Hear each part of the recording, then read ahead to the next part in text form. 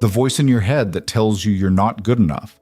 The one that reviews every conversation, grades every performance, and finds fault in everything you do. That voice didn't originate in you. Listen to it carefully, not the words, the tone, the cadence, the specific standards it holds you to. Because if you listen closely enough, you'll recognize it. It speaks in someone else's words. It measures you by someone else's standards. It criticizes you in someone else's voice. And it was imported into you so early and so completely that you mistook it for your own. This is the inner critic as imported voice. Not a personality trait, not a sign of high standards.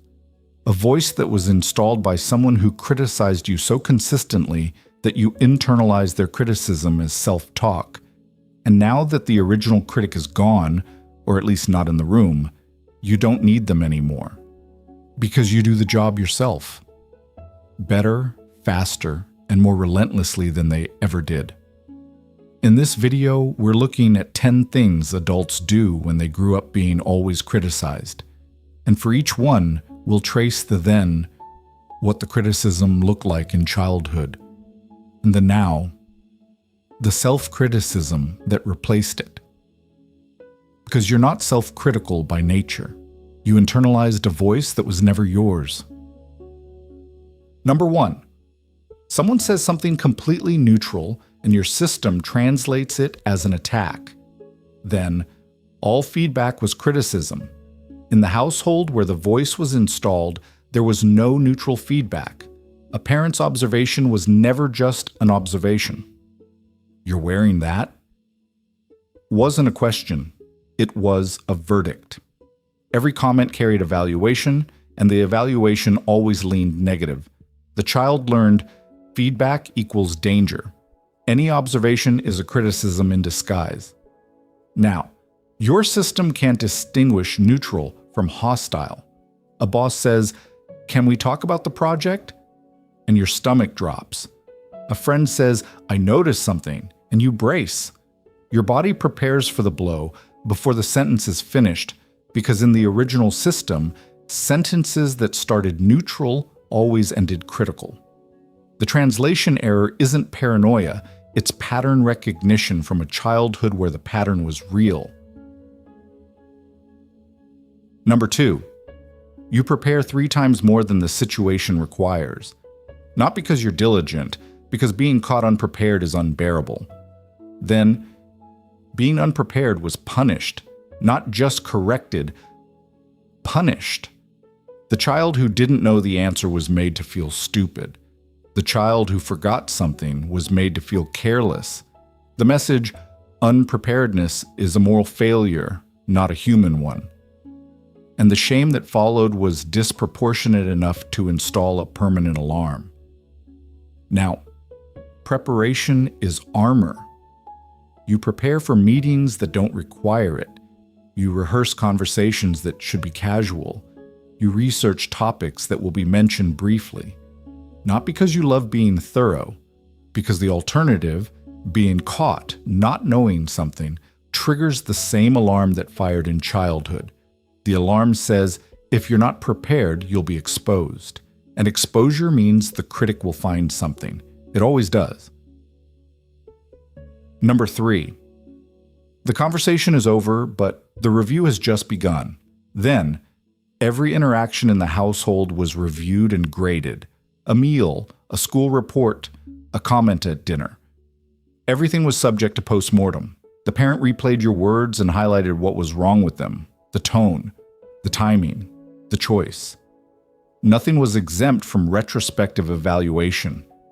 Now, you do the reviewing yourself, lying in bed, replaying the dinner conversation, scanning for the moment where you said the wrong thing, made the wrong face, laughed at the wrong time. The post-mortem is identical to the one that was done to you.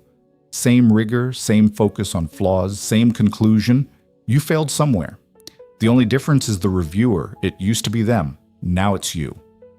And you're more thorough than they ever were because you have the inside information they never had. And the review never concludes in your favor. You could replay a conversation where nothing went wrong, objectively, provably, nothing went wrong, and still find something. Because the imported voice doesn't review for accuracy, it reviews for flaws. And when it's trained to find them, it always does, even in conversations that were perfectly fine. Number 4, someone says something kind about you, and your first instinct is to correct them. Then, praise was rare, conditional, or immediately followed by criticism. You did well, but why didn't you do it sooner? That's nice, but look at this. Praise was never the destination. It was the lobby before the review room, so the child learned. When something positive arrives, brace for the reversal. Now, compliments feel like setup. Someone says you look great, and you list 3 things wrong with your appearance. Someone praises your work, and you immediately credit someone else. The deflection isn't humility, it's a preemptive correction. If you diminish the compliment before reality can, the fall is shorter. You're not rejecting kindness. You're protecting yourself from the reversal that always came next in a childhood where praise was never complete. Number 5. Your standards aren't high, they're impossible, and they're designed to be. Then, good enough was never enough. 80% was why not 90? 90% was why not 100? And 100% was, well, that's what you should have been doing all along. The child learned that no level of performance silenced the critic permanently. The bar moved every time it was reached. Now, perfectionism is a preemptive defense. If your standards are impossibly high, you beat the critic to the punch. Nobody can tell you it's not good enough if you've already declared it not good enough yourself. The impossible standards aren't ambition. They're a fortress built to prevent the pain of someone else's disapproval by disapproving of yourself first. And the cost is that nothing you do ever feels like enough, because the system was designed to make sure it doesn't. And the cruelest irony, the perfectionism that was supposed to protect you from criticism is criticism. The impossible standards are the imported voice wearing a productivity costume. It just changed its language from "you're not good enough" to "you haven't done enough." Same voice, different vocabulary. Number 6. You achieve something and immediately make it smaller. Then, succeeding drew scrutiny, not celebration.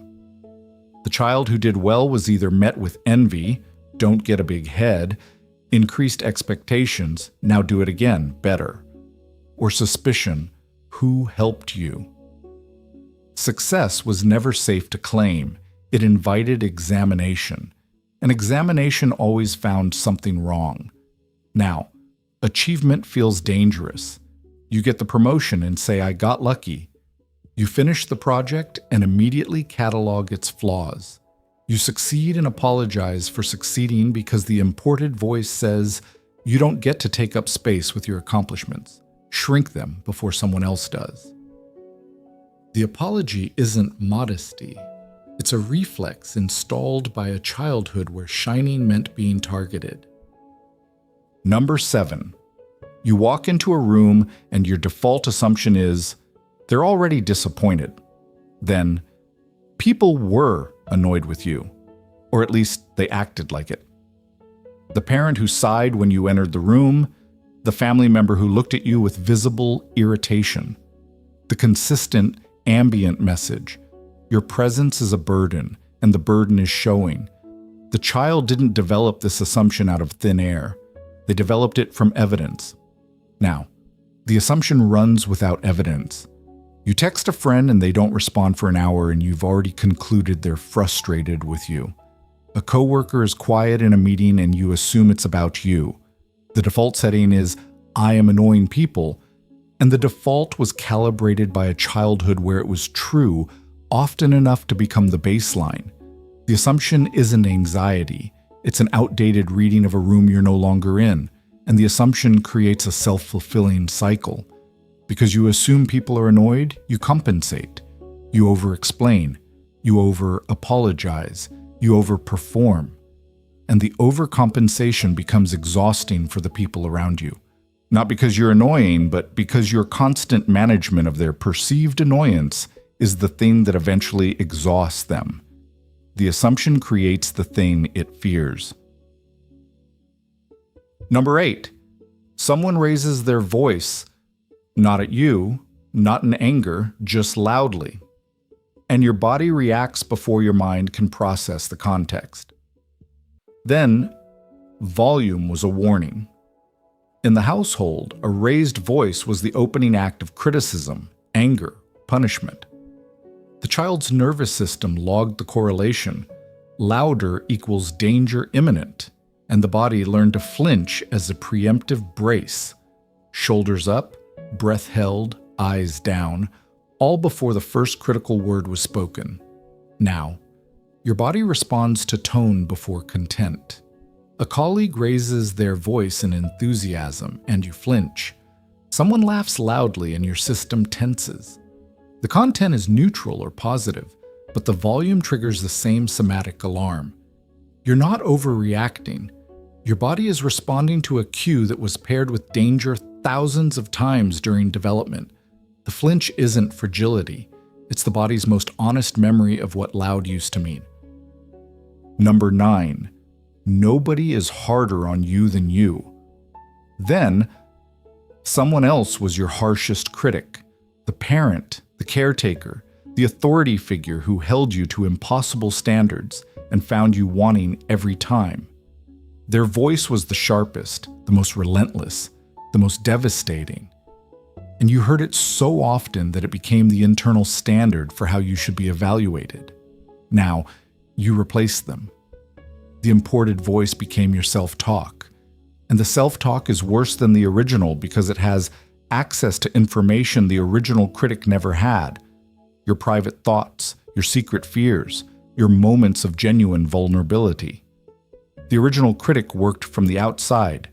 The imported version works from the inside. And nothing is more brutal than a critic who has your passwords. You're not hard on yourself by nature.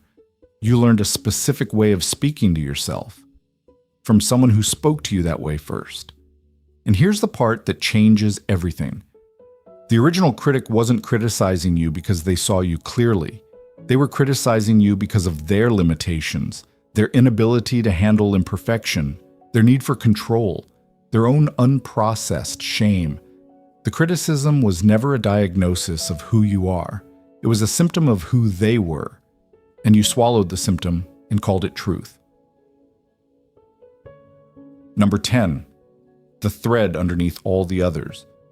You second-guess everything because certainty was punished. Then, your judgment was overridden. The child who said, "I feel this way," was told they were wrong. The child who made a choice was told it was the wrong one. The child who trusted their own perception was corrected so many times that the perception itself became suspect. The message: you cannot trust what you see, feel, or think. Someone else's interpretation is always more valid than your own. Now, you consult everyone before making decisions you're perfectly capable of making alone. You ask for reassurance about things you already know. You defer to others' judgment, not because theirs is better, but because yours was trained to feel unreliable. And underneath every second guess is the imported voice saying, "You don't know what you're doing. You never did, but you do. You always did." The voice that said you didn't was never telling you the truth.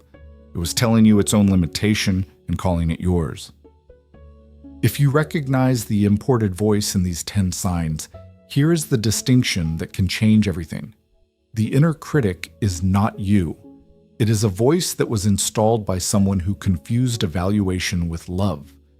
And it has been speaking in their tone, their words, their standards ever since, so fluently that you forgot it wasn't yours. You can't uninstall the voice overnight, but you can start noticing when it speaks.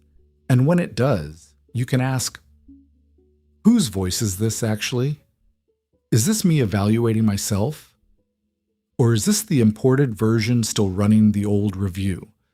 Because the moment you separate the voice from yourself, it loses authority. It's still loud, but it's no longer true. And the first time you hear the voice and recognize it as theirs instead of yours, something shifts that can't unshift. You'll still hear the criticism, but it will land differently. Not as fact, as echo. An echo of someone else's voice still bouncing around inside you, but losing power with every bounce. Because echoes fade, especially when you stop mistaking them for your own. At Inner Lens, we trace the voices nobody told you were borrowed. If this one resonated, the next video follows a thread from the same root. The quiet signs your inner child is still running your adult life. It's right here.